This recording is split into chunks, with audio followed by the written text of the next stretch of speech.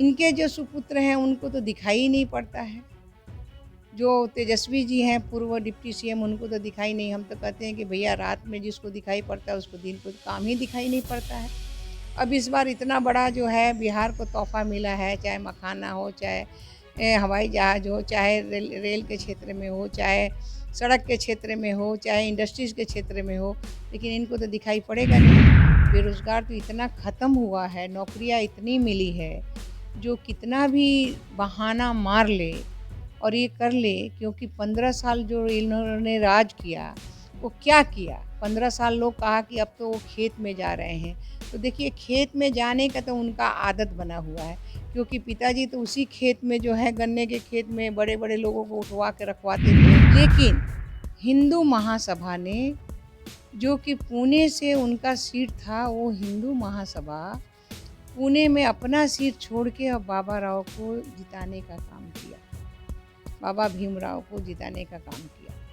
और आरक्षण की जब आप बात करेंगे तो इनके पिताजी राजीव गांधी ने लोकसभा के भीतर इन्होंने भाषण दिए हुए थे, वही 5 मार्च 1985 लोकसभा के भीतर कि ये गँवार लोग, ये जो हैं गंदे लोग यहाँ आएंगे तो फिर क्या होगा। नमस्कार, आप न्यूज फॉर नेशन देख रहे हैं। मैं हूं आपके साथ वंदना। हाल ही में दिल्ली का चुनाव संपन्न हुआ, अब बिहार की बारी है। हमारे साथ बात करने के लिए हैं बिहार सरकार में मंत्री रेणु देवी। दिल्ली का चुनाव को किस रूप में देख रही हैं? क्या लग किसके पक्ष में होगा? देखिए दिल्ली का चुनाव इस बार भारतीय जनता पार्टी की सरकार बनेगी और फुल मेजोरिटी में बनेगी, क्योंकि जो हम वादा करते हैं और वादा को निभाते हैं, और मेरा एक ही रहता है भारतीय जनता पार्टी का, एनडीए का, कि सबका साथ, सबका विश्वास, सबके प्रयास से ही काम होता है। और जब सबके प्रयास से होता है तो सबका मन भी लगा रहता है। और यही कारण है कि ना हम झूठी वादा करते हैं, ना झूठा काम करते हैं। जो कहते हैं वो करते हैं। तो माननीय मोदी जी का वही है, जो कहना है वही हम करते हैं। और दिल्ली की जनता 10 साल से ठगी गई है, और वहाँ की जो स्थिति है सबसे छुपा हुआ नहीं है। इसलिए जो सरकार बनेगी 9 तारीख को, वो हमारे भारतीय जनता पार्टी की सरकार बनेगी, बीजेपी की सरकार बनेगी। निश्चित तौर पे, लेकिन एक सवाल अब बिहार से भी जुड़ा हुआ है। दिल्ली का चुनाव तो संपन्न हो चुका, बिहार का चुनाव सर पर है। किस तरह की पार्टी रणनीति बना रही है? क्या देखिए बिहार का चुनाव तो साफ साफ है, जो एक तरफ पीडी की है, एक तरफ एनडीए है। और एनडीए ने इतना ना काम किया है, 2005 से आप देखी होंगी कि आज तक जो हम लोगों ने काम किया है कि बिहार से किसी भी जगह से आप आइएगा 6 घंटे के भीतर आप जो है सीधे अपने यहाँ सिटी में आ जाइएगा, पटने में आ जाइएगा। और हर जगह रोड का जाल से लेके ये जो आप कहते हैं बेरोज़गार, बेरोज़गार तो इतना ख़त्म हुआ है, नौकरियाँ इतनी मिली है, जो कितना भी बहाना मार ले और ये कर ले, क्योंकि 15 साल जो इन्होंने राज किया, वो क्या किया? 15 साल लोग कहा कि अब तो वो खेत में जा रहे हैं। तो देखिए खेत में जाने का तो उनका आदत बना हुआ है, क्योंकि पिताजी तो उसी खेत में जो है गन्ने के खेत में बड़े-बड़े लोगों को उठवा के रखवाते थे और पैसा तसलवाते थे। और जब कोई जाता था कहने के लिए तो कहते थे, अरे वो लोग परेशान है लोग, वो लोग इतना मेहनत किया है, कुछ दे दो। लेकिन अब वो ज़माना नहीं है, अब ज़माना जनता जाग चुकी है, और जनता जानती है कि किसके रहने से काम होता है।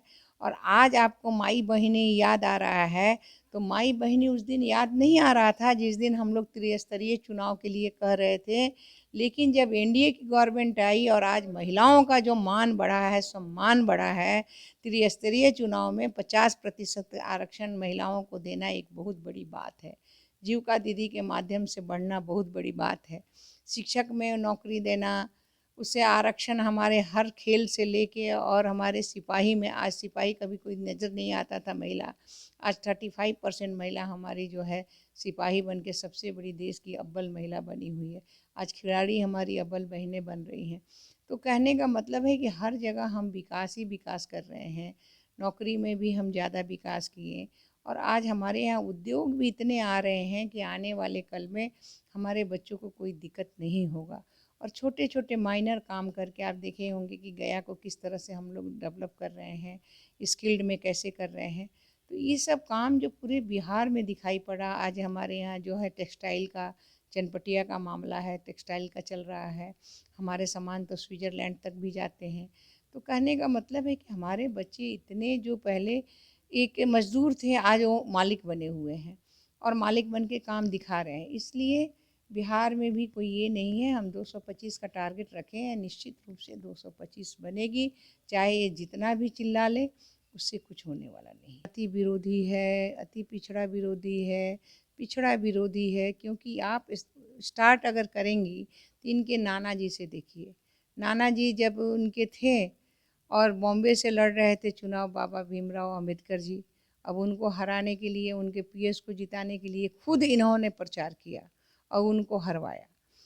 लेकिन हिंदू महासभा ने, जो कि पुणे से उनका सीट था, वो हिंदू महासभा पुणे में अपना सीट छोड़ के अब बाबा राव को जिताने का काम किया, बाबा भीमराव को जिताने का काम किया। और आरक्षण की जब आप बात करेंगे तो इनके पिताजी राजीव गांधी ने लोकसभा के भीतर इन्होंने भाषण दिए हुए थे, वही 5 मार्च 1985 लोकसभा के भीतर, कि ये गंवार लोग, ये जो हैं गंदे लोग यहाँ आएंगे तो फिर क्या होगा। तो जहाँ गंवार की बात होती है, जहाँ गंदे लोगों की बात होती है, वहाँ ये क्या कर सकते हैं दलित और अति पिछड़ा पिछड़े को। और जिनके जन्म शताब्दी के लिए आए थे, जिनके नाम पे आए थे, स्वतंत्रता सेनानी के नाम पे, हमारे स्वतंत्रता सेनानी जगनलाल चौधरी जी के नाम पे आए थे, उनका नाम ही वो भूल गए। उनको ये भी नहीं पता कि उनके परिवार भी है, बुद्धदेव चौधरी जी हैं। लेकिन है, अब ढोल बजा रहे हैं तो जनता तो समझ रही है। लेकिन जब आप कहिएगा एनडीए जो है शुरू से हमेशा, वो हमेशा उनका एक ही सोच रहा कि सबका साथ, सबका विकास, सबके प्रयास से हम काम कर रहे हैं। तो आप देखिएगा कि बाबा भीमराव जी का 5 तीर्थ भी बना, जहाँ उनका जन्म हुआ, जहाँ पढ़ाई लिखाई हुआ, यहाँ तक कि लंदन का भी मकान खरीद के उसको भी एक तीर्थ में बदल दिया गया। बाबा साहब के नाम से भीम ऐप, जो हम डिजिटल हम ट्रांजेक्शन करते हैं, वो भी हुआ। उसके अलावा डाक टिकट जारी हुआ, उसके अलावा जो बड़े मूर्ति लगे, उसके अलावा जो तेल चित्र हमारे अटल बिहारी वाजपेयी जी लोकसभा के भीतर लगवाए। तो ये सारा काम तो भारतीय जनता पार्टी ने किया है। तो इसलिए सारे लोग समझ रहे हैं कि इस दिखावा में अब जाना नहीं है। और जो इन्होंने संविधान बचाओ, संविधान बचाओ का पिछली बार रटी करके इन्होंने कुछ काम, वो भी इस बार ख़त्म होने वाला है। क्योंकि संविधान अगर चेंज हुआ है तो 75 बार इनके नाना, इनकी दादी और इनके पिताजी के पीरियड में चेंज हुआ है। अगर हमारे लिए कुछ हुआ भी है तो हमने 3 तलाक की बात कही, हमने 370 धारा हटाया कि सबको समान रूप से, वहाँ तो दलित कुछ था ही नहीं, आज सारे दलित को नौकरी भी मिल रही है, पढ़ाई लिखाई में भी वो आगे बढ़ रहे हैं, अव्वल हो रहे हैं। तो हमने सबके लिए प्रयास करते हैं, इसलिए हम लोगों की चिंता नहीं है। हमें बस चरई वेती काम करते रहना चाहिए और जीवन में आगे बढ़ना चाहिए और जनता का विकास होना चाहिए। इनके जो सुपुत्र हैं उनको तो दिखाई ही नहीं पड़ता है। जो तेजस्वी जी हैं पूर्व डिप्टी सीएम, उनको तो दिखाई नहीं। हम तो कहते हैं कि भैया रात में जिसको दिखाई पड़ता है उसको दिन को काम ही दिखाई नहीं पड़ता है। अब इस बार इतना बड़ा जो है बिहार को तोहफा मिला है, चाहे मखाना हो, चाहे हवाई जहाज़ हो, चाहे रेल के क्षेत्र में हो, चाहे सड़क के क्षेत्र में हो, चाहे इंडस्ट्रीज़ के क्षेत्र में हो, लेकिन इनको तो दिखाई पड़ेगा नहीं। इनको तो दिखाई पड़ेगा उसी समय का जो पिताजी का राशन पानी का था कि भाई किडनैपिंग कराओ, इधर कराओ, उधर कराओ, ज़मीन के बदले नौकरी दो। तो ये सब काम जो इनका शुरू होता है, और ये झूठा जो ताल बजाते थे कि मेरे रीजन में ये काम हुआ है, हमने नौकरी दी है। कोई 17 महीना में जो सारा काम हम लोग करके आए थे, जो हम आए जो डिप्टी सीएम, मैं भी थी, मैं भी जो काम करके आई थी, जो जिसकी नौकरी का सर्टिफिकेट इन्होंने बांटा था, और अपना पीठ थपथपाते हैं। तो जनता समझती है कि पीठ थपथपाने से नहीं है, ये माननीय मुख्यमंत्री जी नीतीश कुमार जी का विजन है और एनडीए सरकार की विजन है। हम सभी मिलकर जो काम करते हैं, चाहे पहले हमारे स्वर्गीय सुशील कुमार मोदी जी हों, आज सम्राट चौधरी जी, माननीय सम्राट चौधरी जी हों, विजय सिन्हा जी हों, सब लोग मिलकर काम करते हैं और हमारा जो विज़न है वो विज़न हमेशा आगे बढ़ता है। और हमने 20 लाख तक नौकरियां जो है काम करने का हमने वादा किया है, 12 लाख कर लिए हैं और आगे हम करते रहेंगे। धन्यवाद। बहुत बहुत शुक्रिया बात करने के लिए। तो आपने सुना कि क्या कुछ कहना था बिहार सरकार में मंत्री रेणु देवी का। अपना ओपिनियन जरूर कमेंट बॉक्स में दीजिएगा। धन्यवाद।